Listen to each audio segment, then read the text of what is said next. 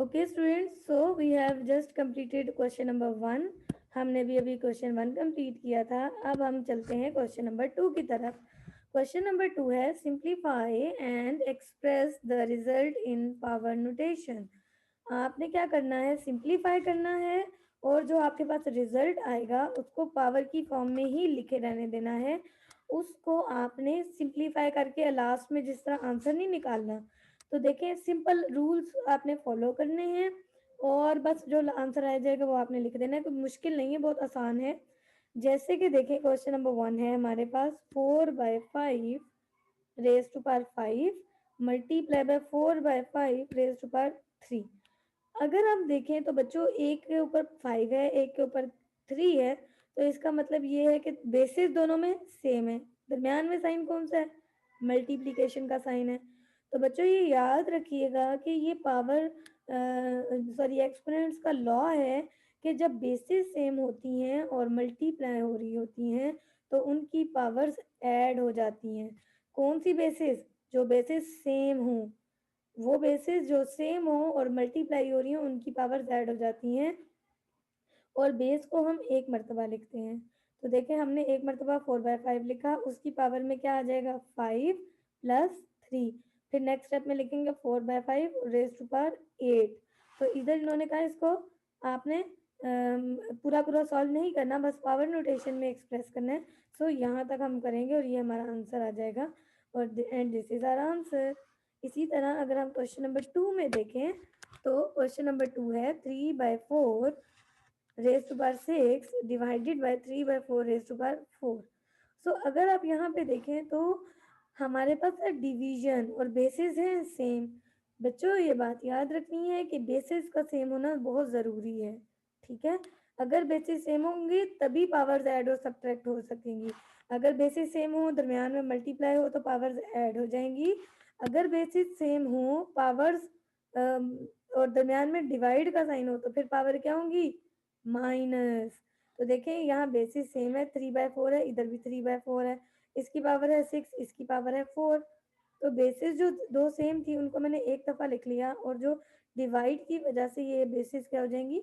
Minus, subtract.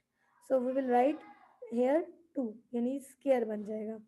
सो ये आ जाएगा 3/4 square and this is the answer. So अगर if we come to homework question, part 3 is 2/5 whole square divided by 2/5 raised to power 4. Now let's solve this part.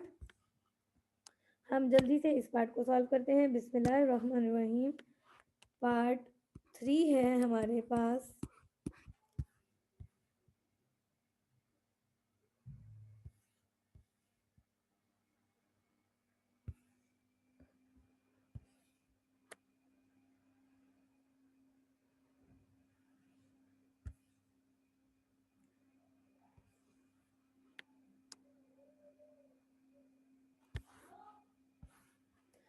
2/5 whole square divided by 2/5 raised to power 4।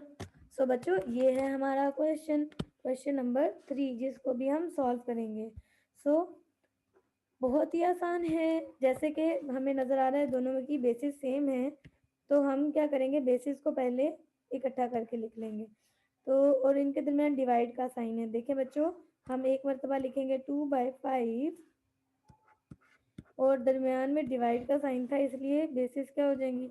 2 minus 4। ठीक है, अब देखें basis same है 2/5, 2 minus 4 करेंगे तो answer क्या आएगा बच्चों? -2। आपने नेगेटिव नंबर्स पढ़े थे ना, तो हमने क्या कहा था? प्लस माइनस माइनस होता है और साइन बड़े वाले नंबर का। बड़ा नंबर कौन सा है? बड़ा नंबर है 4। तो 4 के साथ माइनस साइन है, तो इसलिए ये -2 आ जाएगा। सो अगर आप इसको पॉजिटिव भी कन्वर्ट करना चाहें, पॉजिटिव कन्वर्ट करना बहुत आसान है। पॉजिटिव बनाने के लिए क्या करना पड़ता है, इसका अगर हम इसको उलट दें यानी 5/2 कर दें तो ये बन जाएगा 2। तो आप इसको भी आंसर कंसीडर कर सकते हो, ये भी ठीक है और ये भी ठीक है, ये दोनों इक्वल हैं। तो दोनों आप ये भी कर सकते हो और ये भी कर सकते हो, इट्स अप टू यू। तो इसके साथ ही ये हमारा क्वेश्चन कंप्लीट हो जाता है।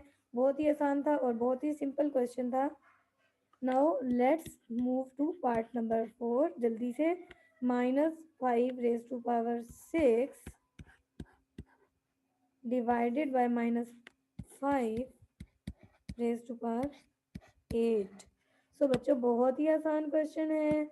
देखें, एक की पावर -5 की पावर एक दफ़ा 6 है और एक क्या है 8। तो अगर हम देखें, हम क्या करेंगे, पहले हम बेसिस जो सेम है उनको इकट्ठा करके लिख लेंगे, और चूंकि डिवाइड का साइन है तो बेसिस क्या पावर्स क्या हो जाएंगी, सब्ट्रैक्ट। तो देखें, -5 लिखेंगे, 6 - 8, फिर देखें प्लस माइनस माइनस, साइन किसका, बड़े वाले का, तो ये आ जाएगा -2।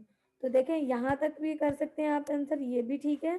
या आप इसको 1/5 करो और इसका स्क्वायर लो, तो ये भी आंसर ठीक है, क्योंकि इसके नीचे डिवाइडेड बाय 1 था, इस वजह से जब उसे ऑपोजिट करेंगे, रेसिप्रोकल लेंगे, तो 1/-5 आ जाएगा।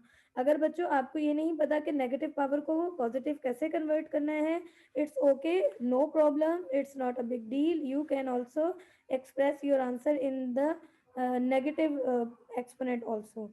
आप इसे नेगेटिव में भी कर सकते हो, ज़रूरी नहीं है कि इसको इस तरह से भी करो, बस यहाँ तक भी अगर आप करोगे तो आपका आंसर ठीक आ जाएगा। ठीक है बच्चों, ये है हमारा पार्ट 3 और पार्ट 4। मैं उम्मीद करती हूँ कि आपको अच्छे से समझ आ गया।